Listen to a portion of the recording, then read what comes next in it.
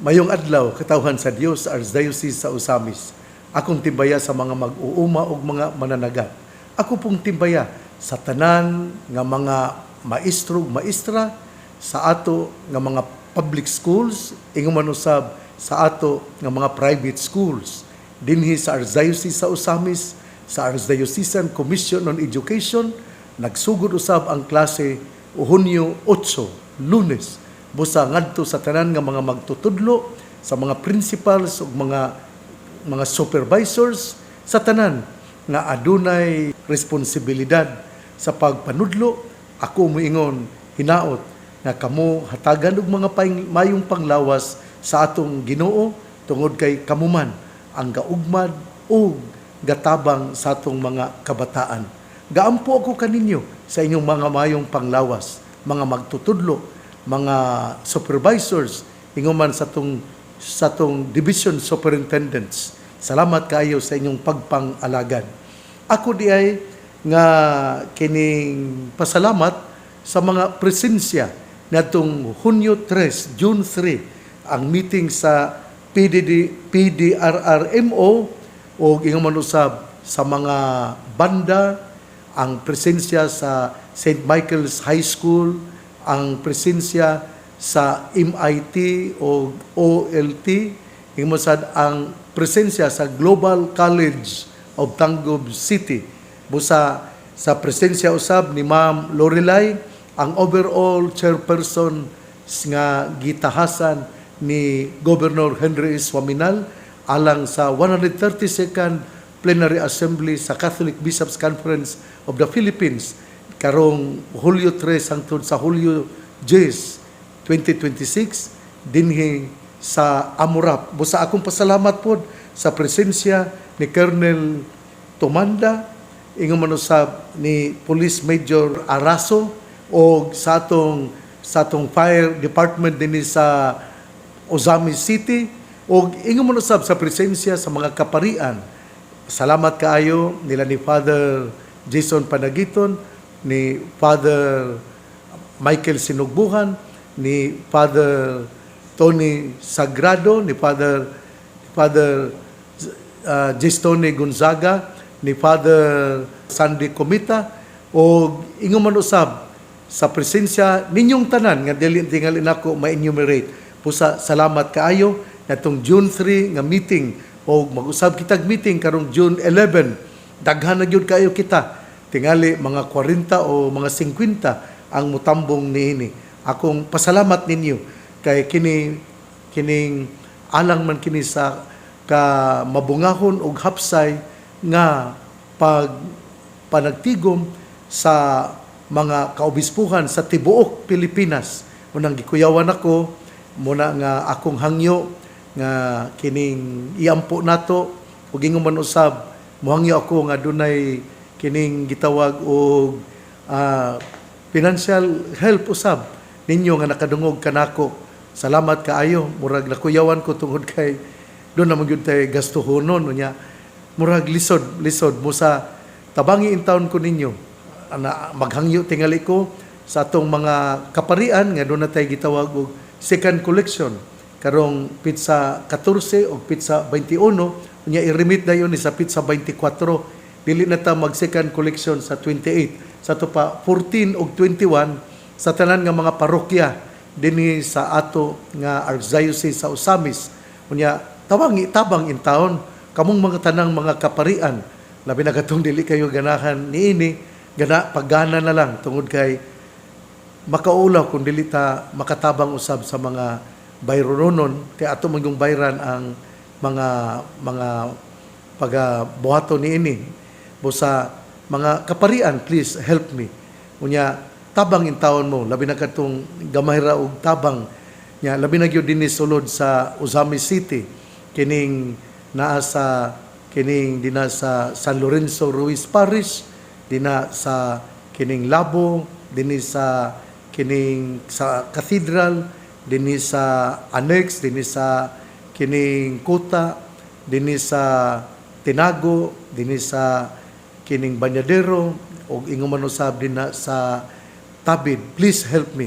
Maluoy in town mo. Tabangi in town ako ninyo sa second kolekta ihatag ninyo diri sa kining archdiocese diri sa Chancery, o tingali ako ning i-formalize karong meeting nato sa Pitsa 9 og 10 nga ang inyo nga second kolekta pagahimuon sa Hunyo 14 ug 21 unya isubmit dayon sa Pitsa 24. Please help me, I appeal to you. Unya ako din belated birthday greetings ngadto ni Maria Clope Humuad Arnoco nga birthday niya atong June 4 ug niadtong May 31 usab. May na belated birthday greetings sa mitaliwana nga si Inday Maring Humuad Dingkong. Ingon man usab sa ako nga belated birthday greetings ngadto ni Inday Chike ni Fusin Aniska Arnoco, o ingon man usab sa niadtong Hunyo 4 gahimo kami sa board meeting sa dito sa Sacred Heart College of Calamba Incorporated concerning the internal problems of the school. Unya sa hapon doon na kami meeting ni Vice Mayor Donji Animas alang sa panghitabo sa July 2, 2026. O ingon man usab sa June 5 ang celebration sa akong pasalamat sa celebration sa 3rd priestly ordination anniversary ni Father Romel Rodinas nga gihimo dito sa Jimenez Rectory. O sa June 6 ang blessing sa Amurap Pickleball Sports Facilities dina sa Barangay Libertad Bajo, Sinakaban. O pasalamat sa presensya nila ni Governor Henry S. Waminal, ni Congressman Indy Waminal Jr., ni Vice Governor Weng Gutierrez, ingon sa presensya sa asawa ni Mayor Delio Lood, si Ma'am Angeli Lood, ingon sa ang presensya nila ni Mayor Pinky Gutierrez, o ang presensya sa mga board members. Ninyong tanan ako miingon, salamat kaayo.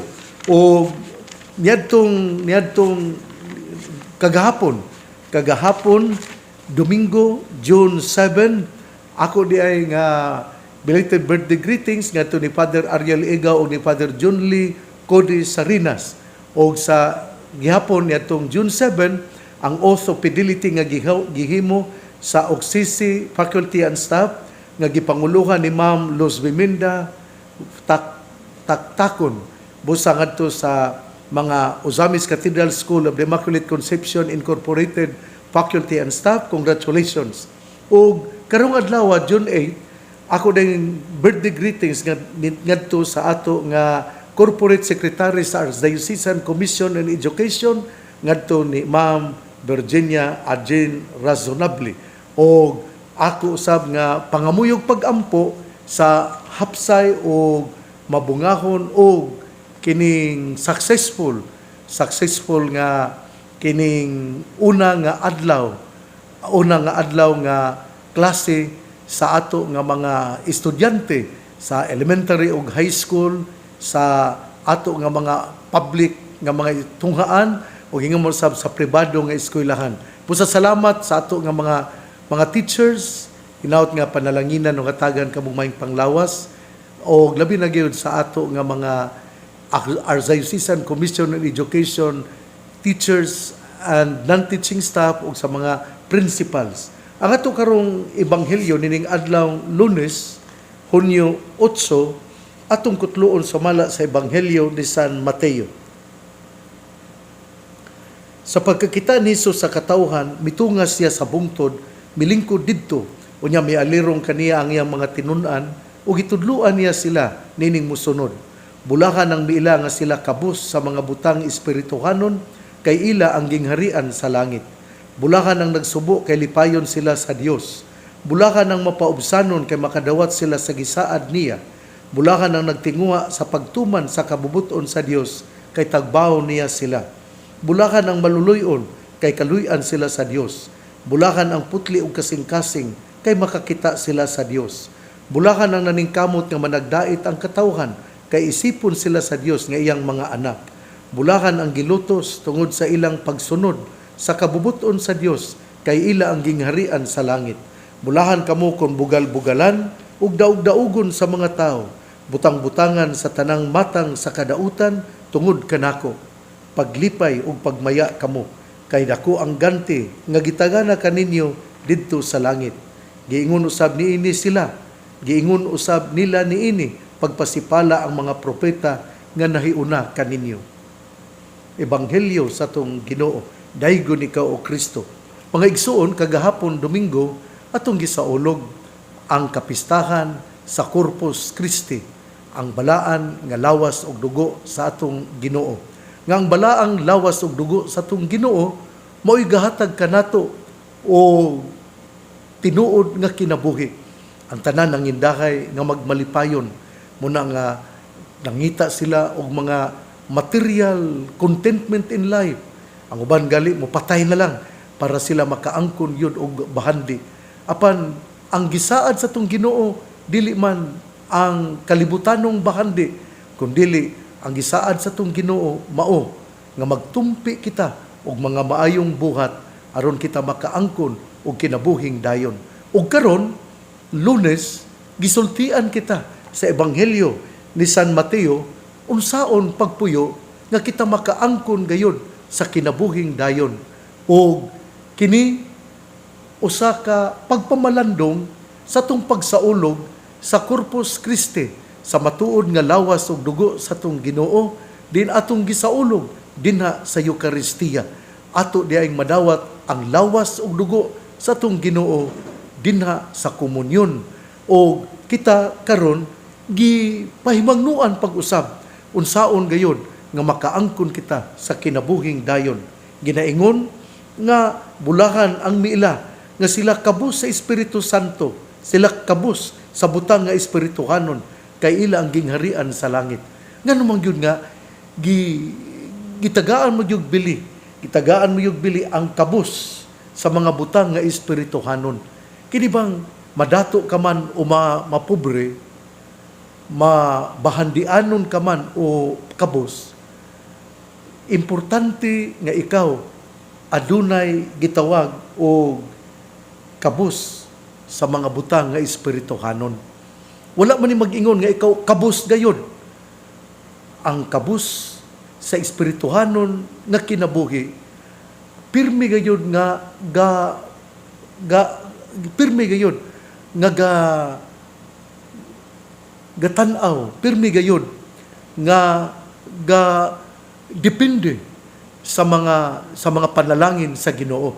Kini bang ipasabot dinhi kung ikaw kabus sa butang espirituhanon, dili ba ka hambugiro, dili ka ba musulti og dautan batok sa imong isig katawo, tungod kay ang imo gud nga gisaligan mao man ang Ginoo.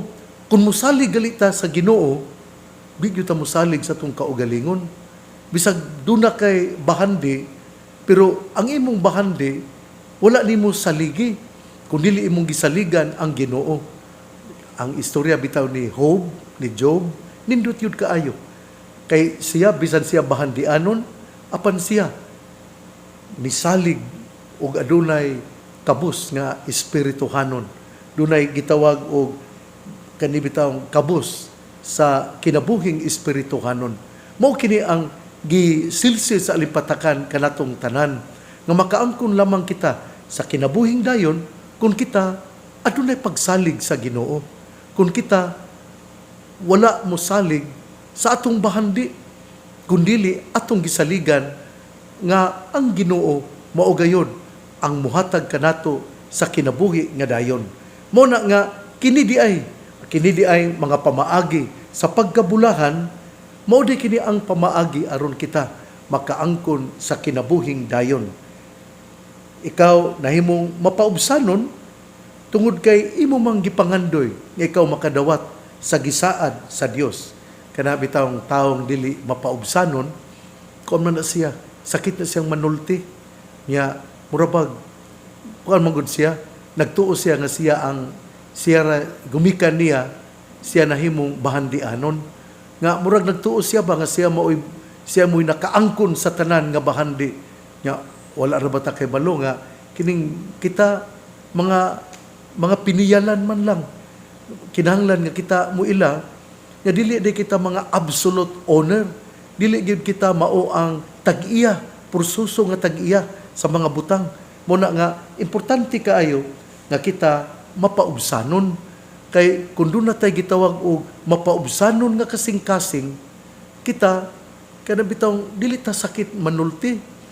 Kita, aduna kitay, kada bitawng mamati kita og dunay lugar ang atong isig katao nga mupahayag kung unsa iyang gibati usab. Pero kung ikaw, kada bitawng sakit kay kang manulti, tungod kay nagtuo ka nga dato ka og ikaw ang tag-iya sa tanan.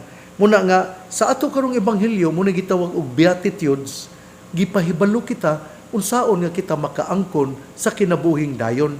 Sanglit, kagahapon gud Domingo, ato mang gisaulog ang gitawag og Corpus Christi, nga siya nga mudawat sa lawas ug dugo sa tong Ginoo, makaangkon sa kinabuhing dayon.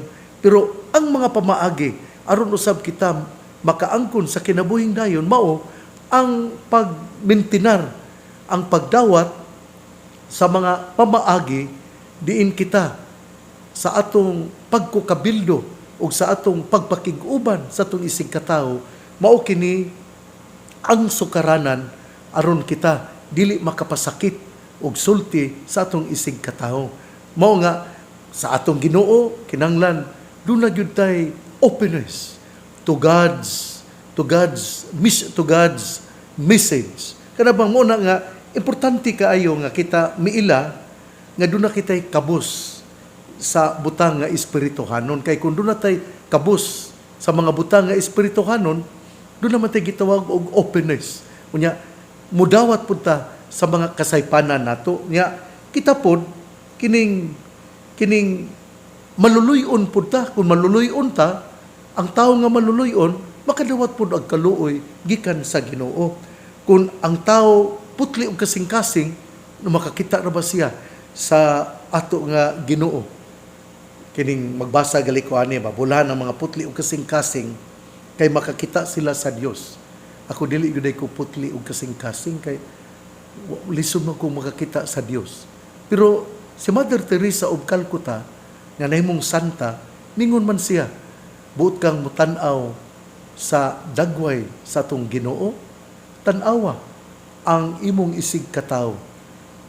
Respetuhi sila o ang mga nagkinahanglan imong tabangan. Kay ang tao nga imong gitabangan, mao kana ang imahe sa atong Ginoo. Mo diay nga, kining di day ni nagpasabot, nga ato yung makita, usahay, din sa atong mga damgo, atong makita ang Ginoo. Pero sa atong daily activities, ato dayng makita ang Ginoo dinha sa mga tao nga atong gikahibalag. Ang mga tao nga mipahiyom kanato, lamdag di kato, imahi di kato sa atong Ginoo nga kita usab mupahiyom. Tingali nata sa mga kaguol ug ang atong Ginoo moingon nga isalig diri kanako. Nya mipahiyom siya aron kita mupahiyom usab.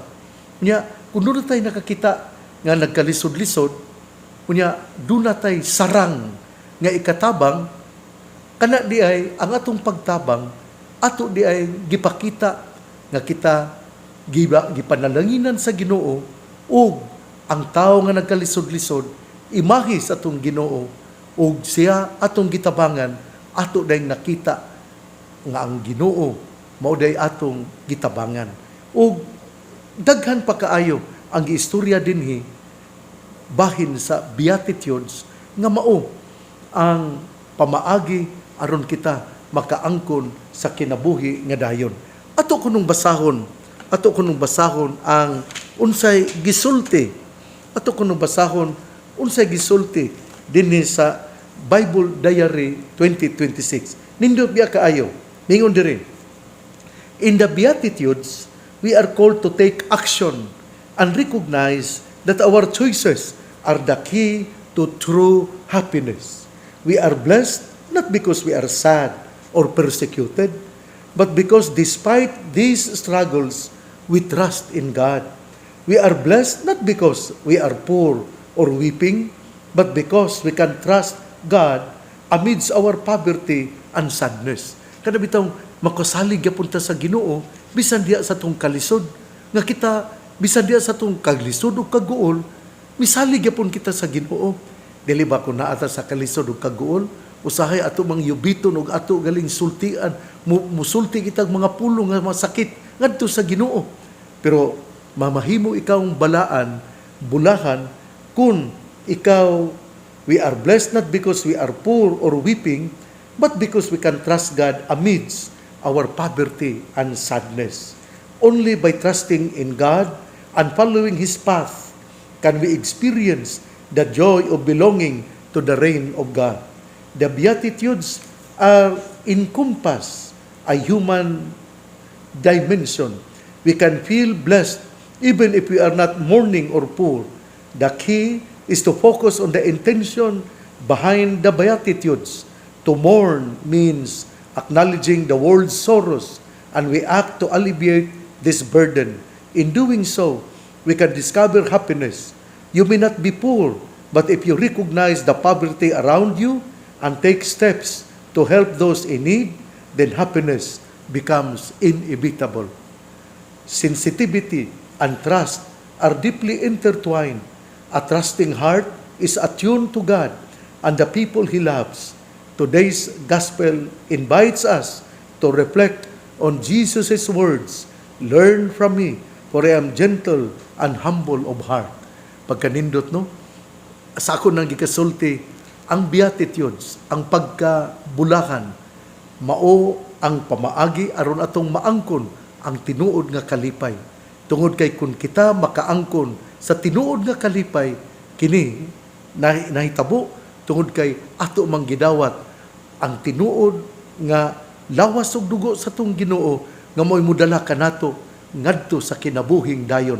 Ang mga pagkaon ining kalibutana ga sustain lang sa physical life, pero ang pagkaon sa kinabuhi nga dayon anaa sa Eucharistia, anaa sa atong pagsaulog ug pagdawat sa komunyon, din atong gidawat ang atong Ginoo nga mao'y mohatag kanato sa kinabuhing dayon. True happiness is in Jesus. Busa dawata si Jesus kay siya ang tinuod nga gahatag og kinabuhing dayon. Igsuon ang mayong balita, ang maong pulong ni Jesus, ang ayang pamation, pamalandungan ug paningkamutan nga mapuy-an. Bulahan ang tawo nga namati sa pulong sa Ginoo, sama siya sa kahoy nga gitanom, daplin sa usa ka sapa, kansang dahon dili gayud malaya. Tempo sa timbunga siya mamunga. Igsuon ugma na usab. Ako diyay nga birthday greetings in advance ngadto ni ugma June 9, birthday ni Father Rogelio Taguran o ingon man usab ni Father Alcher Boquilla. Busa ninyo Padre Rogelio Taguran o Padre Alcher Boquilla. Si Padre Rogelio Taguran, kura paroko sa Mount Carmel, Balyangaw, o si Padre Alcher Boquilla, kura paroko sa Santo Niño Parish, Tabid, Ozamis City, Misamis Occidental. Busa, advance happy birthday, Padre Rogelio Taguran o Padre Alcher Boquilla. Mahinaot ng Ginoo sa kanunay, magapanalangin kaninyo.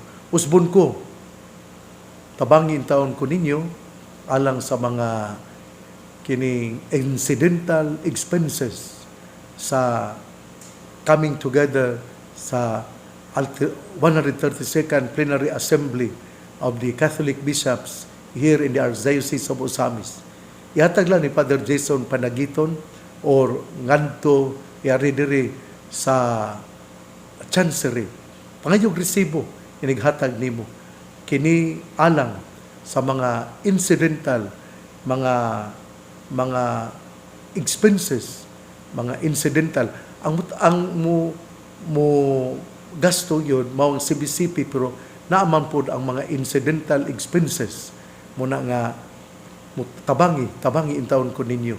Iampo ang malampuson o mabungahon nga panagtapok sa ika-132 nga Plenary Assembly sa mga kaobispuhan sa Pilipinas, dinhi sa ato nga Archdiocese sa Osamis, dinha sa Amurap, Libertad Bajo, Sinakaban, Misamis Occidental.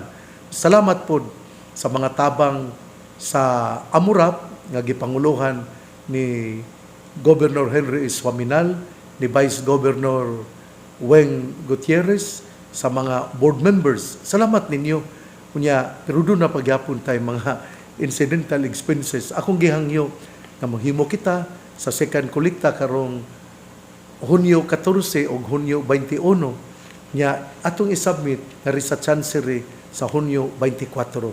Salamat natong tanan, o kung doon na may sobra, ato man kining itabang usab sa Nobyembre 2026 sa kasaulogan usab nato sa 75th anniversary sa atong pagkahimugso isip lokal nga simbahan sa Misamis Occidental nga gitawag og Archdiocese of Osamis. Natong tanan, salamat kaayo.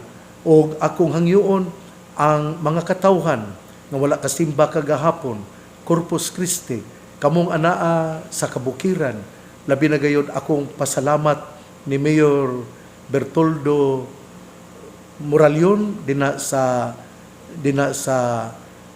Don Vic sa imong pagtabang sa tong padrikura dinha sa Don Victoriano si Father Jerry Lawrence Tautuan, igmanosab ni Seminarian Mark Ben Serino, o salamat ninyo po mga konsehales, Vice Mayor, Vice Mayor ninyong tanan dina sa Don Vic. Salamat kaayo. Kunya akong pasalamat sa ato nga maanindot nga pagtinabangay sa atong LGU. Salamat ninyong tanan. O hinaot nga kamong nakadungog nako, usbon ko, muari kita, kung wala kita kasimba sa Domingo, sa Corpus Christi, muari kita sa Kuta Shrine, kunya, mudagkot kitag kandila, muhalad kita sa mga pangamuyog pag-ampo, mangayo kitag pasaylo, kay wala kita kasimba sa adlong Domingo, ang ato nga mga pangamuyo, dadon ngadto sa mahal nga Birhen Maria, ang Birhen sa Kuta, nga gidala ni Father Jose Docos ngadtong tuig 1756, dugay na kaayo kining Birhen sa Kuta. Kunya ako sayod nga ang Birhen sa Kuta moampo gyud kanato. Daghan nga mga milagro ang nahitabo tungod sa Birhen sa Kuta. Busa dasigon ko kamo nga modagko tong kandila, mobisita kita, dili pa kita moadto sa Wellness Park dinha sa Osamis City, mobisita kita diri sa Birhen sa Kuta dinhi, og atong isulti ang atong mga intensyon. Panalanginan kita kay ang atong intensyon dadun man sa tiilan ni Mama Mary sa tiilan sa atong Ginoo. God bless ang pangaliya sa mahal nga Birhen Maria, nagisangpit sa mga misamisnon nga Birhen sa Kuta, ang Ginoo magapanalangin kanatong tanan. Sa ngalan samahan sa Anak ug sa Espiritu Santo. Amen. Padayon kitang mag-inampuay, kayang pag-ampo, kusog, gahom, aron kita makapadayon sa tong panaw, padulong sa gingharian sa Dios. Pray more, because the Lord will bless us more. God bless. Mabuhay tayong lahat.